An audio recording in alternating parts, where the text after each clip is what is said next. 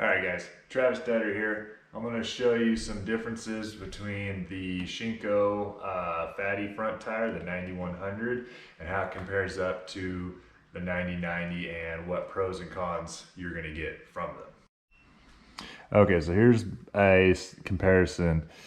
So this here's the fatty front tire. You can see that the tire profile is much taller than the 9090. Now I'm also comparing the golden 9090 to the shinko 9090. I went with the shinko because they are definitely cheaper. So when you're experimenting with tires, I would definitely recommend the shinko.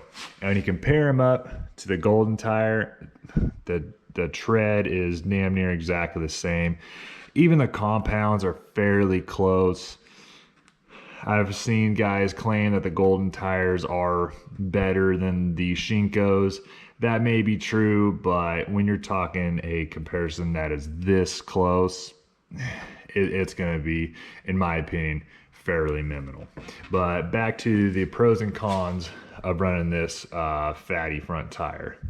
It definitely does better in the fast-paced rocks, as well as good straight tracking. I feel very confident at speed doing more desert style or faster paced trail rides with this tire. But the only drawback that I had with it that I didn't care for was I felt like I had to put in more effort to steer the bike into turns. Like it just took a little bit more. So that kind of threw me off my groove a bit. And I like a more agile bike. So if you're in a position where you want better trackability, less rock deflection from hitting rocks, definitely try it out. Because for you, you might really like it. I don't not recommend this tire. It's more just for my preference. I still would rather stick with the 9090. And I'll have two videos here showing you where this tire benefits and then where this tire benefits.